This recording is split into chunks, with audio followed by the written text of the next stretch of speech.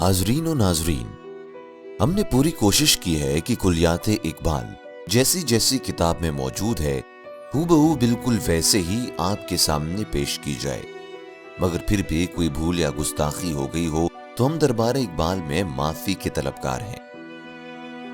جیسے کہ سبھی کو پتا ہے، حضرت علامہ اقبال رحمۃ اللہ علیہ کی شاعری بہت ہی گہری ہے۔ باوجود اس کے کہ اس آڈیو بک میں تفسیر بنائی گئی ہے، پھر بھی کچھ باتیں انسان سمجھنے سے قاصر ہے، لہٰذا آپ سے گزارش ہے کہ آپ اپنے پیر و مرشد سے بات کر کے نظم کا صحیح معنی پتہ کرنے کی کوشش کریں۔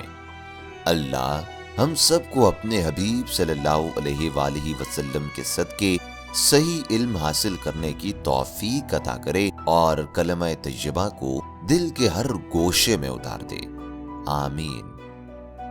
اعوذ باللہ من الشیطان الرجیم، بسم اللہ الرحمن الرحیم۔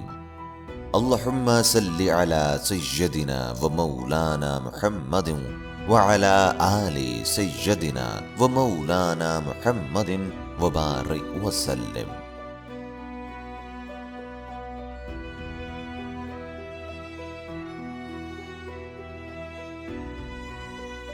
انجمن جماعت اسلام کے سالانہ جلسوں میں اقبال جو نظمیں پڑھتے رہے، تصویر درد بھی انہی میں سے ایک نظم ہے۔ اس نظم میں انہوں نے عصری صورتحال کے حوالے سے اہل وطن کی بے حسی پر اظہار خیال کیا۔ اس کے ساتھ ہی ان اس امر پر متنبہ کیا کہ اگر انہوں نے اپنی روش نہ بدلی تو تباہی ان کا مقدر بن جائے گی، لیکن ان کے لیے لازم ہے کہ اپنی بہتری کے لیے متحد ہو کر جد و جہد کریں۔ فرماتے ہیں، تصویر درد نہیں منت کش تاب شنیدن داستان میری، خاموشی گفتگو ہے، بے زبانی ہے زباں میری، یہ دستور زبان بندی ہے کیسا تیری محفل میں، یہاں تو بات کرنے کو ترستی ہے زباں میری۔ اٹھائے کچھ ورق لالے نے، کچھ نرگس نے، کچھ گل نے، چمن میں ہر طرف بکھری ہوئی ہے داستان میری۔ اڑا لی قمریوں نے، طوطیوں نے، اندلیبوں نے، چمن والوں نے مل کر لوٹ لی طرز فغاں میری۔ ٹپک اے شمع آنسو بن کے پروانے کی آنکھوں سے، سراپا درد ہوں، حسرت بھری ہے داستان میری۔ الہی پھر مزہ کیا ہے یہاں دنیا میں رہنے کا، حیات جاوداں میری، نہ مرگ ناگہاں میری۔ میرا رونا نہیں، رونا ہے یہ سارے گلستاں کا، وہ گل ہوں میں، خزاں ہر گل کی ہے گویا خزاں میری۔ زری حسرت سرا عمریست افسون جرس دارم، ز فیض دل تپیدن ہا خروش بے نفس دارم۔ ریاض دہر میں ناآشنائے بزم عشرت ہوں، خوشی روتی ہے جس کو میں وہ محروم مسرت ہوں۔ میری بگڑی ہوئی تقدیر کو روتی ہے گویائی، میں حرف زیر لب شرمندہ گوش سماعت ہوں۔ پریشاں ہوں میں مشت خاک لیکن کچھ نہیں کھلتا، سکندر ہوں کہ آئینہ ہوں یا گرد کدورت ہوں۔ یہ سب کچھ ہے مگر ہستی میری مقصد ہے قدرت کا، سراپا نور ہو جس کی حقیقت میں وہ ظلمت ہوں۔ خزینہ ہوں چھپایا مجھ کو مشت خاک صحرا نے، کسی کو کیا خبر ہے میں کہاں ہوں، کس کی دولت ہوں۔ نظر میری نہیں ممنون سیر عرصہ ہستی، میں وہ چھوٹی سی دنیا ہوں کہ آپ اپنی ولایت ہوں۔ نہ صہبا ہوں، نہ ساقی ہوں، نہ مستی ہوں، نہ پیمانہ، میں اس میخانہ ہستی میں ہر شے کی حقیقت ہوں۔ مجھے راز دو عالم دل کا آئینہ دکھاتا ہے، وہی کہتا ہوں جو کچھ سامنے آنکھوں کے آتا ہے۔ عطا ایسا بیاں مجھ کو ہوا رنگی بیانوں میں کہ بام عرش کے طائر ہیں میرے ہم زبانوں میں۔ اثر یہ بھی ہے ایک میرے جنون فتنہ ساما کا، میرا آئینہ دل ہے قضا کے رازدانوں میں۔ رلاتا ہے تیرا نظارہ اے ہندوستان مجھ کو، کہ عبرت خیز ہے تیرا فسانہ سب فسانوں میں. دیا رونا مجھے ایسا کہ سب کچھ دے دیا گویا. لکھا کل کے ازل نے مجھ کو تیرے نوحہ خانوں میں. نشانے برگ گل تک بھی نہ چھوڑ اس باغ میں گلچی. تیری قسمت سے رزمارائیاں ہیں باغبانوں میں. چھپا کر آستی میں بجلیاں رکھی ہیں گردوں نے. انادل باغ کے غافل نہ بیٹھے ہیں آشیانوں میں. سن اے غافل صدا میری، یہ ایسی چیز ہے جس کو وظیفہ جان کر پڑھتے ہیں طائر بوستانوں میں. وطن کی فکر کر ناداں، مصیبت آنے والی ہے. تیری بربادیوں کے مشورے ہیں آسمانوں میں. ذرا دیکھ اس کو جو کچھ ہو رہا ہے، ہونے والا ہے. دھرا کیا ہے بھلا اہل کوہن کی داستانوں میں. یہ خاموشی کہاں تک لذت فریاد پیدا کر. زمین پر تو ہو اور تیری صدا ہو آسمانوں میں. نہ سمجھو گے تو مٹ جاؤ گے اے ہندوستان والو. تمہاری داستان تک بھی نہ ہوگی داستانوں میں. یہی آئین قدرت ہے، یہی اسلوب فطرت ہے جو ہے راہ عمل میں گامزن محبوب فطرت ہے. حویدا آج اپنے زخم پنہاں کر کے چھوڑوں گا. لہو رو رو کے محفل کو گلستاں کر کے چھوڑوں گا. جلانا ہے مجھے ہر شمع دل کو سوز پنہاں سے. تیری تاریک راتوں میں چراغاں کر کے چھوڑوں گا. مگر غنچوں کی صورت ہوں دل درد آشنا پیدا. چمن میں مشت خاک اپنی پریشاں کر کے چھوڑوں گا. پرونا ایک ہی تسبیح میں ان بکھرے دانوں کو. جو مشکل ہے اس مشکل کو آساں کر کے چھوڑوں گا. مجھے اے ہم نشیں رہنے دے شغل سینہ کاوی میں کہ میں داغ محبت کو نمایاں کر کے چھوڑوں گا. دکھا دوں گا جہاں کو جو میری آنکھوں نے دیکھا ہے. تجھے بھی صورت آئینہ حیراں کر کے چھوڑوں گا. جو ہے پردوں میں پنہاں چشم بینا دیکھ لیتی ہے. زمانے کی طبیعت کا تقاضا دیکھ لیتی ہے. کیا رفت کی لذت سے نہ دل کو آشنا تو نے. گزاری عمر پستی میں مثال نقش پا تو نے. رہا دل بستہ محفل مگر اپنی نگاہوں کو کیا بیرون محفل سے نہ حیرت آشنا تو نے. فضا کرتا رہا دل کو حسینوں کی اداؤں پر مگر دیکھی نہ اس آئینے میں اپنی ادا تو نے. تعصب چھوڑ ناداں دہر کے آئینہ خانے میں یہ تصویریں ہیں تیری جن کو سمجھا ہے برا تو نے. سراپا نالے بیداد سوز زندگی ہو جا. سپنداسا گرہ میں باندھ رکھی ہے صدا تو نے. صفائے دل کو کیا آرائش رنگ تعلق سے. کفے آئینہ پر باندھی ہے او ناداں ہنا تو نے. زمین کیا آسمان بھی تیری کجبینی پہ روتا ہے. غضب ہے سطر قرآن کو چلی پا کر دیا تو نے. زباں سے گر کیا توحید کا دعویٰ تو کیا حاصل. بنایا ہے بت پندار کو اپنا خدا تو نے. کنویں میں تو نے یوسف کو جو دیکھا بھی تو کیا دیکھا. ارے غافل جو مطلق تھا مقید کر دیا تو نے. ہوس بالائے منبر ہے تجھے رنگی بیانی کی. نصیحت بھی تیری صورت ہے ایک افسانہ خوانی کی. دکھا وہ حسن عالم سوز اپنی چشم پرنم کو جو تڑپاتا ہے پروانے کو رلواتا ہے شبنم کو. نرا نظارہ ہی اے بلحوث مقصد نہیں اس کا. بنایا ہے کسی نے کچھ سمجھ کر چشم آدم کو. اگر دیکھا بھی اس نے سارے عالم کو تو کیا دیکھا.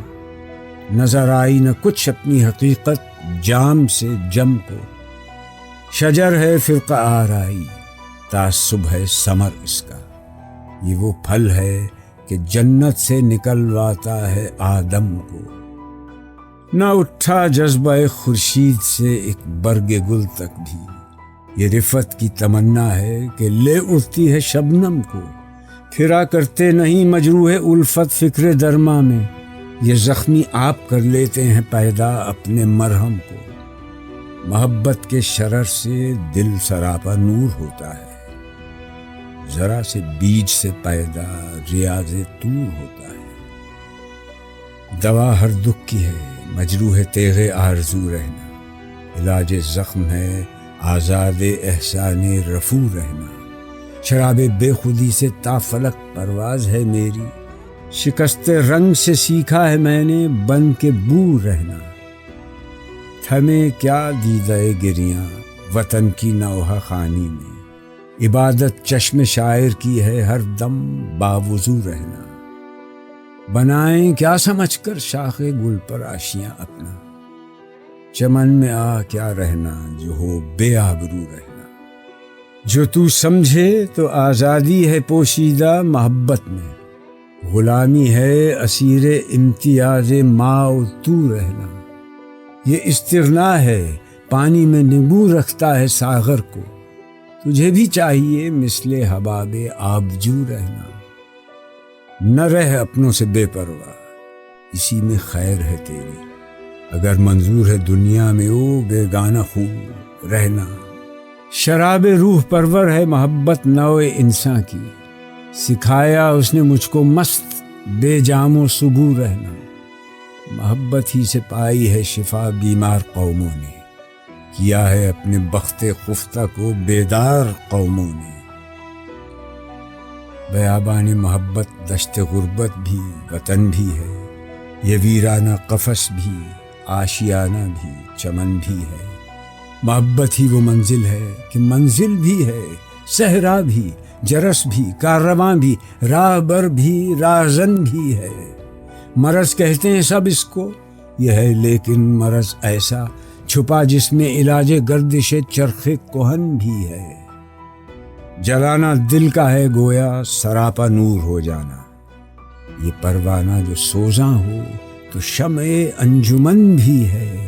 وہی ایک حسن ہے لیکن نظر آتا ہے ہر شے میں، یہ شیریں بھی ہے گویا بے ستون بھی کوہکن بھی ہے۔ اجاڑا ہے تمیز ملت و آئین قوموں کو، میرے اہل وطن کے دل میں کچھ فکر وطن بھی ہے۔ سکوت آموز طول داستان درد ہے، ورنہ زباں بھی ہے ہمارے منہ میں اور تاب سخن بھی ہے۔ نمی گردید کوتاه رشته معنی رها کردم، حکایت بود بی پایان به خاموشی ادا کردم۔ 1 سے 4 معنی منت کش تاب شنیدن، کوئی سننے کی تاب نہیں لا سکتا۔ دستور زباں بندی، بات کرنے کا حکم نہیں۔ مطلب مجھے اس امر کا شدید دکھ ہے کہ میں نے جو داستان بیان کی ہے اس پر کسی نے بھی توجہ نہیں دی۔ اس صورتحال کے سبب میں نے خاموشی اختیار کر لی ہے کہ بعض حالات میں اس نوع کی بے زبانی ہی زبان بن جاتی ہے۔ دوسرے شعر میں وہ قوم سے خطاب کرتے ہوئے فرماتے ہیں کہ تیری بزم میں تو زباں بندی کا دستور اس قدر عام ہو گیا ہے کہ یہاں میری زبان کسی سے بات کرنے کے لیے بھی ترس گئی ہے۔ اس کے باوجود میرے لیے یہ حقیقت کئی قدرے واضح ہے کہ میری داستان کے کچھ اوراق مختلف پھولوں یعنی افراد نے اٹھا لیے، جبکہ یہ چمن میں بکھرے پڑے تھے۔ اس طرح کچھ لوگوں نے میرے طرز سخن اور افکار پر ڈاکہ ڈال دیا اور اس طرح میری متاع کو لوٹ لیا۔ 5 سے 8 مطلب اس مرحلے پر اقبال قوم سے خطاب کرتے ہوئے کہتے ہیں کہ میں تو سراپا درد بن کر رہ گیا ہوں اور میری داستان میں اب حسن اور محبت کے سوا اور کچھ نہیں۔ اے شمع تو ہی میری غم گزار بن جا اور پروانے کی آنکھوں سے آنسو بن کر ٹپک جا۔ مراد یہ ہے کہ جس طرح قوم کے درد میں آنسو بہاتا ہوں تو بھی میرا ساتھ دے۔ اور اگلے شعر میں اقبال خدا سے کہتے ہیں کہ یہ بتا میرے لیے تیری اس دنیا میں قیام کرنے کا کیا لطف ہے، جبکہ میرا نہ زندگی پر اختیار ہے نہ ہی موت پر، یعنی میں تو عملاً بے دست پا فرد ہوں، اور یہ صرف میری اپنی فریاد ہی نہیں بلکہ سارے زمانے کی اجتماعی فریاد ہے۔ میں تو ایک ایسے پھول کی مانند ہوں جو پورے چمن کی خزاں اور بربادی کو اپنی خزاں تصور کرتا ہے۔ اس حسرت و مایوسی کی دنیا میں میری ذات تو ایک انتباہ کرنے والی گھنٹی کی طرح سے ہے، اس لیے کہ جب تڑپتا ہوں تو اس کا اظہار بھی پورے جوش و خروش کے ساتھ اپنے اشعار میں کرتا ہوں، لیکن افسوس یہ ہے کہ انتباہ کے باوجود میری آہوزاری پر کوئی کان نہیں دھرتا۔ 9 سے 16 معنی: حرف زیر لب، آہستہ بات جو سنائی نہ دے سکے، شرمندہ گوشے سماعت جو بات کان تک نہ پہنچے، سیر عرصہ ہستی، زندگی کے میدان کی سیر، صحبا، شراب۔ مطلب: میں تو باغ دنیا میں ایک ایسی شخصیت ہوں جو مسرت و خوشی سے یکسر محروم ہوں۔ میں تم لوگوں میں سے ہوں جن پر مسرت اور خاموشی بھی آنسو بہاتی ہے۔ میری تقدیر تو اس قدر بگڑ چکی ہے جس کی کیفیت کا اظہار بھی انتہائی الم انگیز ہے۔ میری آواز تو ہونٹوں تک محدود ہو کر رہ جاتی ہے اور ہر کوئی اس کو سننے سے قاصر ہے۔ میں بظاہر ایک مشت خاک کی مانند ہوں، جبکہ آج تک مجھ پر اس امر کا انکشاف نہیں ہو سکا کہ نصف دنیا کو فتح کرنے والے سکندر کی مانند ہوں یا جمشید کا وہ پیالہ جس میں وہ ساری دنیا کے مناظر دیکھ لیتا تھا، یا پھر غبار کی مانند بے حقیقت شے ہوں۔ مراد یہ ہے کہ اس دار فانی میں اپنے وجود کو برقرار رکھنے کے باوجود خود کو شناخت نہیں کر سکتا۔ ان ساری کیفیتوں کے باوجود اس امر سے انکار ممکن نہیں کہ میرے وجود کو برقرار رکھنا قدرت کے بنیادی مقاصد کا حصہ ہے، اور اسی سبب میں خود کو ایک ایسی ظلمت سے تعبیر کر سکتا ہوں جو عملی سطح پر سراپا نور کی حیثیت رکھتی ہو۔ دراصل میں ایک ایسے خزانے کی طرح ہوں جو کسی صحرا کی خاک میں چھپا ہوا ہو۔ یہی وجہ ہے کہ اب تک کسی کو یہ معلوم نہیں ہو سکا کہ میری حقیقت کیا ہے اور میں کس متا ہوں۔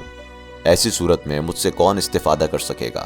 میری نظر کو کیا غرض پڑی ہے کہ زندگی کے ساتھ پوری کائنات پر نظر رکھے، جبکہ میری ذات تو بذات خود ایک چھوٹی سی دنیا کی مانند ہے، اور یہ چھوٹی سی دنیا میں اپنی سلطنت کی طرح سمجھتا ہوں۔ اقبال کہتے ہیں کہ میں نہ تو شرابی ہوں، نہ ساقی، نہ مستی اور نہ ہی پیمانہ ہوں۔ اس کے برعکس یہ زندگی کا جو میخانہ ہے، اس میں موجود ہر چیز کی حقیقت کا مظہر ہوں۔ مراد یہ ہے کہ اس پورے نظام کائنات میں باری تعالیٰ نے انسان کو مختار کل بنا کر بھیجا ہے۔ اس کے بغیر تو زندگی نامکمل اور ناکارہ شے ہے۔ میرا دل ایک ایسے آئینے کی مانند ہے جس میں دونوں جہانوں کے راز ہائے سربستہ واضح طور پر نظر آتے ہیں۔ یہی سبب ہے کہ میں اپنے اشعار میں ان حقائق کو سامنے لاتا ہوں جو عملی سطح پر میرے مشاہدے میں آتے۔ 17 سے 20 معنی: جنون فتنہ ساما، وہ جنون جو فتنہ اٹھائے۔ رزم آرائیاں، لڑائیوں کے لیے صفیں باندھنا۔ مطلب: اقبال کہتے ہیں کہ جو لوگ بڑے رنگین بیان تھے، فطرت نے مجھے ان میں سے علیحدہ ایسا طرز بیان عطا کیا ہے کہ آسمانوں پر جو خوش الہان فرشتے ہیں وہ بھی میرے ہم نوا بن گئے۔ مجھ میں جو عشق کا جذبہ موجود ہے، اس کے سبب میں اپنی شعری تخلیقات میں قضاء و قدر کے تمام سربستہ راز پیش کرنے کی اہلیت رکھتا ہوں۔ اس شعر میں اقبال اپنے عہد کے ہندوستان کا نقشہ کھینچتے ہوئے بڑے افسردہ لہجے میں کہتے ہیں کہ تیری افسوسناک صورتحال پر میرا دل خون کے آنسو روتا ہے، اس لیے کہ دنیا کے دوسرے افسانوں میں تیرا افسانہ سب سے زیادہ عبرت انگیز دکھائی دیتا ہے۔ تیری حالت پر میں جو افسردہ ہوں تو یوں لگتا ہے کہ قدرت نے میرا نام تیرے نوحہ خانوں میں شامل کر دیا ہے۔ 21 سے 24 مطلب: یہاں اقبال بڑے دکھ کے ساتھ پھول توڑنے والے یعنی دشمن سے خطاب کرتے ہوئے کہتے ہیں کہ جب باغ کے مالی اور رکھوالے ہی آپس میں دست و گریباں ہوں تو اس باغ کو برباد کرنے کے عمل میں تجھے کون سی قباحت محسوس ہوگی؟ یوں بھی آسمان نے اپنے دامن میں بجلیاں چھپا رکھی ہیں۔ اس صورت میں اہل چمن کو انہوں نے انتباہ کیا کہ اسی مرحلے پر اگر تم نے غفلت سے کام لیا تو نتیجہ بربادی کے سوا اور کچھ نہ ہوگا۔ میری آواز کو غور سے سنو کہ یہ ایسی چیز ہے جس کو غیر وظیفہ جان کر سنتے ہیں۔ مراد یہ ہے کہ دوسرے تو میری بات کا بے حد احترام کرتے ہیں، جبکہ تم اہل وطن اس سے غفلت برت رہتے ہو۔ اے میرے عزیزو، تو کتنا ناداں ہے کہ اپنے وطن کے تحفظ کا خیال نہیں کرتا، جبکہ آسمانوں پر تیری بربادیوں کے مشورے جاری ہیں۔ 25 سے 29 معنی: اسلوب فطرت، قدرت کا دستور، ہویدہ، ظاہر، مشت خاک، مٹھی بھر خاک، شغل سینہ کاوی، تڑپنے میں مشغول۔ مطلب ذرا اس منظر کا جائزہ لے کہ اب تک یہاں کیا ہو چکا ہے اور آئندہ کیا ہونے والا ہے، لیکن مشکل یہ ہے کہ تو ماضی کی داستانوں میں گھرا ہوا ہے، حالانکہ عصر نو میں ان داستانوں کی اہمیت ہی ختم ہو چکی ہے۔ بتا کہ تو اس طرح کب تک خاموش رہے گا؟ اپنی آواز اس طرح بلند کر کے تیری صدا زمین سے آسمان تک رسائی حاصل کر لے۔ زیر تشریح اشعار میں اقبال اہل ہند سے مخاطب ہو کر کہتے ہیں کہ میرے انتباہ کے باوجود اب بھی تم بیدار نہ ہوئے اور اپنے معاملات کو نمٹانے کے لیے جد و جہد کا آغاز نہ کیا تو جان لو کہ ماضی اور حال سے متعلق داستانوں میں تمہاری داستان کا ذکر تک نہ ہوگا کہ قدرت کا نظام بھی یہی ہے اور فطرت کے اصول بھی اسی طرح کے ہیں کہ جو راہ عمل پر گامزن رہتا ہے خدا اسے ہی محبوب رکھتا ہے۔ 29 سے 32 معنی مثال نقش پا، پاؤں کے نشان کی طرح یعنی پست، دل بستہ محفل، محفل کا شیدائی، سپند آسا، ہرمل کے دانے کی طرح، چلیپا، سلیب۔ مطلب ان اشعار میں اقبال انتہائی رنج و الم مگر جوش اور جذبے کے ساتھ اعلان کرتے ہیں کہ آج اپنے چھپے ہوئے زخموں کو نمایاں ہی کر کے چھوڑوں گا، میری آنکھوں سے لہو بہے گا جو پورے باغ وطن میں پھیل جائے گا، میرے دل میں جو درد چھپا ہے اس کی آنچ اور دل کی شمع کو روشن کر دوں گا، اور اسی ہوں بشرطیے کہ تیرے باسیوں کے سینوں میں دل درد آشنا پیدا ہو جائے۔ میرے اہل وطن نفاق اور نفرت کی آگ میں جل رہے ہیں، میں اس حقیقت سے پوری طرح سے آگاہ ہوں، تاہم خود پر اتنا اعتماد بھی ہے کہ اگر یہ کام مشکل ہے تو اس کو آسان بھی کر دوں گا۔ معنی مطلق تھا، پوری طرح آزاد۔ بو الحوث، حوث میں الجھا ہوا۔ ریاض، باغ۔ مطلب آئے میرے ہمنشین، مجھے اپنے سینے کو کھرچنے کے عمل میں ہی مصروف رہنے دے کہ میں اس طرح ان داغوں کو نمایاں کرنا چاہتا ہوں جو فی الواقع محبت کے داغ ہیں۔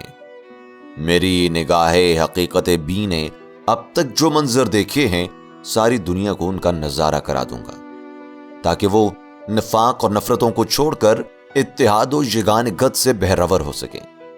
میں نے فیصلہ کر لیا ہے کہ تمام احساسات اپنی تخلیقات کے ذریعے لوگوں تک پہنچا دوں گا۔ مجھے اس امر پر مکمل اعتماد ہے کہ جب لوگ میرے مشاہدات، تجربات اور احساسات سے واقف ہوں گے تو دم بخود ہو کر رہ جائیں گے۔ اس بند کے آخری شعر میں اقبال یوں گویا ہوتے ہیں کہ صرف میں ہی نہیں بلکہ ہر نگاہ حقیقت بین کے ان مناظر تک رسائی ہو جاتی ہے جو ابھی تک پردوں میں چھپے ہوئے ہیں۔ یہی نہیں بلکہ ایسی حقیقت شناس نظریں اپنے عہد کے تقاضوں کو بھی پوری طرح پہچان لیتی ہیں۔ 36 سے 40 معنی آزاد احسان رفو، زخم سلوانے کا احسان نہ لینا، امتیاز معطو، ایک دوسرے میں فرق، استغطا، بے پرواہی۔ مطلب اس پورے بند میں اقبال اس عالم بے عمل سے براہ راست مخاطب ہیں جو مذہب کا اجارہ دار بنا ہوا ہے۔ بعض شارحین نے زیر تشریح اشعار کو وطن کے حوالے سے دیکھا ہے، لیکن ایسا نہیں ہے۔ ان کا مخاطب مذہب کا اجارہ دار وہ برخود تسلط ملا ہی ہے جس نے معمولی اختلافات کو ہوا دے کر دلوں میں نفرتوں کے بیج بو دیے ہیں۔ فرماتے ہیں کہ تو نے کسی مرحلے پر بھی وسعت قلبی کا مظاہرہ نہیں کیا، نہ ہی تیری نگاہوں میں وہ رفت پیدا ہوئی جو فرد کو فرشتے سے بھی افضل بنا دیتی ہے۔ اس کے برعکس تو نے تمام عمر نفاق اور نفرت کی پستیوں میں گزار دی۔ ہر چند کہ تیرے دم سے محفلوں میں دل بستگی کا سامان تو پیدا ہوگا، لیکن تو اس قدر داخلیت پسند تھا کہ یہ بھی نہ دیکھ سکا کہ محفلوں سے باہر بھی تو بہت کچھ ہے۔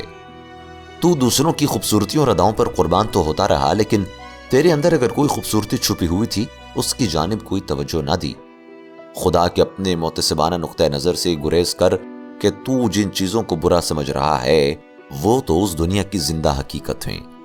وطن اور اہل وطن پر جو ظلم و ستم ہو رہے ہیں ان کے خلاف تو تجھے سراپا احتجاج بن جانا چاہیے تھا، لیکن تو نے تو اس صورتحال کے خلاف اپنی زبان اس طرح بند کر رکھی ہے جیسے کچھ ہوا ہی نہیں۔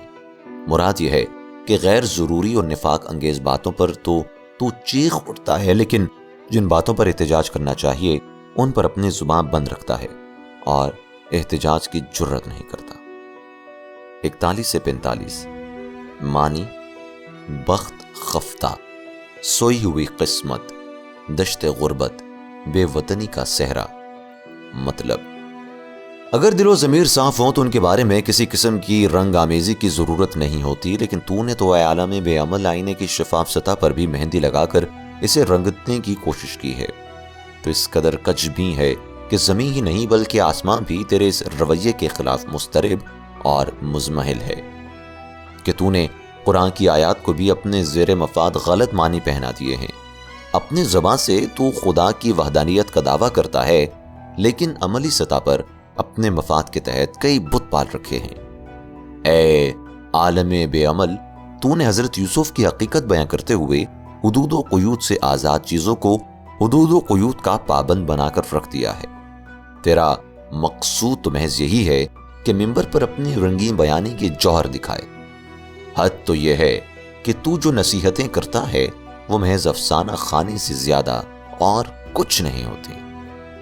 46 سے 52 مطلب ان اشعار میں اقبال اپنے عہد کے عالم بے عمل کو مشورہ دیتے ہیں کہ اپنی نمناک آنکھوں کو اس حسن سے آشنا کر جو پروانے کے دل میں اضطراب و تڑپ پیدا کرتا ہے اور جس کے سبب شبنم کو اشک آلودہ ہونا پڑتا ہے۔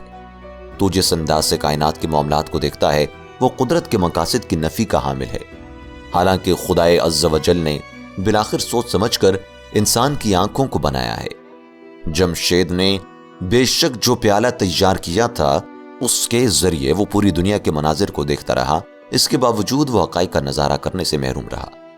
سو اس عمل سے کچھ فائدہ نہ تھا تو سن لے کہ فرقہ آرائی ایک ایسے درخت کی مانند ہے جس کا پھل تعصب کے سوا اور کچھ نہیں۔ مراد یہ کہ فرقہ بندی سے معاشرے کی توڑ پھوڑ اور منافرت کے سوا اور کچھ حاصل نہیں ہوتا۔ تو فرقہ بازی کے سبب ہی یہ صورت بنی کہ حضرت آدم علیہ السلام جنت سے نکالے گئے۔ اقبال اس شعر میں کہنا یہ چاہتے ہیں کہ فرشتوں اور آدم کے مابین نفرت کی جو فضا پیدا ہوئی اس کے رد عمل کے طور پر آدم جنت سے نکالے گئے۔ اقبال اگلے شعر میں کہتے ہیں کہ سورج جتنی بلندی پر اپنی کارکردگی کا مظاہرہ کرتا ہے، اس کے باوجود وہ ایک پھول کی پتی کو بھی زمین سے اوپر اٹھانے کی اہلیت نہیں رکھتا۔ اس کے برعکس یہ شبنم ہے جوڑ کر بلند فضاؤں سے جا ملتی ہے، اس لیے کہ وہ بلند فطرت کی مالک ہے۔ مزید یہ کہ اہل محبت کو اپنے زخم بھرنے کی قطعی پرواہ نہیں ہوتی کہ یہ لوگ تو خود ہی اپنے زخموں کے لیے مرہم پیدا کر لیتے ہیں، ان کو کسی بھی دوسرے معالج اور دوا کی حاجت نہیں ہوا کرتی۔ یہ محبت کا شعلہ ہی ہے جو عملی سطح پر نور مطلق کی حیثیت رکھتا ہے۔ یہ محبت ہے جو ایک معمولی بیج کے طور پر اس ثمر کی اہل ہے جو طور کے باغات کی تخلیق کرے۔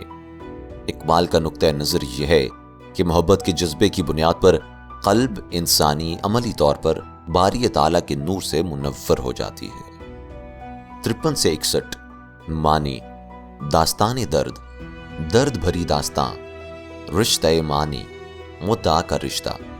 مطلب ان اشعار میں اقبال عہد کی صورتحال کے حوالے سے اپنا نقطہ نظر بیان کرتے ہوئے کہتے ہیں کہ دنیا میں جتنے بھی دکھ ہیں ان کا ازالہ محبت کے جذبے سے ہی ممکن ہے کہ کسی زخم کا حتمی علاج اس کو سلوانے میں نہیں بلکہ مرہم کے ذریعے ہوتا ہے، اور انسانی دکھوں کے زخم کا بہترین علاج محبت کے سوا اور کچھ نہیں۔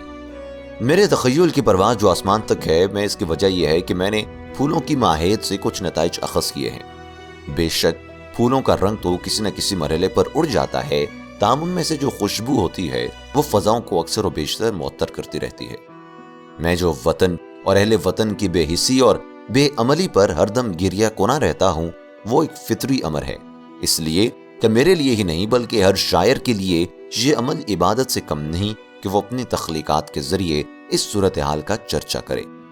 اس سارے پس منظر میں سوال یہ اٹھتا ہے کہ جب وطن اور اہل وطن کی بے عملی اپنے انتہائی عروج پر ہو تو ایک باشعور اور غیرت مند تخلیق کار یہ سوچنے پر مجبور ہو جاتا ہے کہ جہاں عزت و آبرو کا تصور ہی مقصود ہو کر رہ جائے وہاں بودباش اختیار کرنے سے کیا حاصل ہو سکتا ہے۔ ہر فرد کے لیے لازم ہے کہ آزادی کے اصول کے لیے محبت بنیادی جذبہ ہے، اس کے برعکس جہاں تک نفرت کا تعلق ہے وہ تو اسے غلامی سے ہمکنار کرتی ہے۔ یہ بے نیازی کا طور ہی ہے جو پیالے کو پانی میں ڈبوئے رکھتا ہے، بالکل اسی طرح جیسے کہ کسی ندی میں پانی کے بلبلے اوپر نیچے حرکت کرتے رہتے ہیں لیکن ڈوبتے نہیں۔ تیرے لیے بھی لازم ہے کہ شان بے نیازی اختیار کر لے۔ تو نے تو نفرتوں اور افتراء کے ذریعے خود کو دوسروں سے الگ تھلگ کر رکھا ہے، تاہم دنیا میں رہنا ہے تو یہ انداز ترک کر دے اور سب سے مل کر رہے، اس لیے کہ محبت و یگانگت کے طفیل ہی نوع انسان خوشحال اور مطمئن رہ سکتی ہے۔ میں جو شراب کے بغیر ہی مست و مخمور رہتا ہوں تو اس کا سبب محبت ہے۔ محبت ہی فی الواقع ایسا جذبہ ہے جس کے سبب ذہنی اور نفسیاتی سطح پر بیمار قومیں شفا پاتی ہیں اور اسی کے سبب ان میں بیداری کی لہر پیدا ہوتی ہے۔ یہاں اقبال کی مراد یہی ہے کہ نفرت اور افتراق قوموں کو تباہی کے اندھیرے میں دھکیل دیتے ہیں۔ یہ محبت ہی ہے جنہیں دنیا میں کامیاب و کامران کرتی ہے۔ 62 سے 69 مطلب نظم کے آخری بند میں اقبال یہی نتیجہ اخذ کرتے ہیں کہ محبت ہی اس عالم رنگ و بو میں سب کچھ ہے اور اس سے یہ کائنات قائم ہے۔ یہ درست ہے کہ محبت کسی مرحلے پر صحرا اور ویرانے کی حیثیت اختیار کر جاتی ہے اور کہیں وطن بھی اس کا مظہر بن جاتا ہے، کہیں قفس، کہیں ویرانہ، کہیں آشیانہ، اور کسی مرحلے پر چمن کا روپ محبت ہی دھار لیتی ہے۔ محبت ہی وہ جذبہ ہے کہ جو منزل اور کہیں صحرا، کہیں اہل کارواں کے لیے آواز جرس کی مانند تو کہیں راہبری بھی کرتی ہے اور کبھی راہزنی بھی کرتی ہے۔ یوں تو سب لوگ محبت کو ایک مرض سے تعبیر کرتے ہیں، لیکن یہ ایسا مرض ہے جس میں کائنات کے جملہ امراض کا علاج پوشیدہ ہے۔ اس جذبے سے جب دل جلتا ہے تو سراپے نور میں ڈھل جاتا ہے، اس لیے کہ یہ ایسا پروانہ ہے جو جل کر شمع محفل کی تقویت کا سبب بنتا ہے۔ محبت تو ایسا حسن ہے جو ہر شے میں نظر آتا ہے۔ دیکھا جائے تو شیریں، کوہبینوں اور فرحات میں بڑا فرق ہے، تاہم محبت کے جذبے نے ہی انہیں ایک دوسرے سے منسلک کر رکھا ہے۔ نفرت و افتراق نے ہی قوموں کی بربادی میں نمایاں کردار ادا کیا ہے، لیکن میرے اہل وطن اس حقیقت سے بے خبر نظر آتے ہیں، انہیں وطن کی کوئی فکر نہیں۔ یہ داستان درد اور بھی طویل ہو سکتی تھی کہ میرے تخیل میں بڑی وسعت ہے۔ نظم کو وہ نظیری کے فارسی شعر پر ختم کرتے ہیں کہ مضمون کا سلسلہ مختصر نہ ہوتا تھا، اس لیے میں نے اسے چھوڑ دیا۔ یہ ایسا بیان تھا جو لامحدود تھا، لہٰذا اس کے سوا اور کوئی چارہ نہ تھا کہ خاموشی اختیار کر لوں۔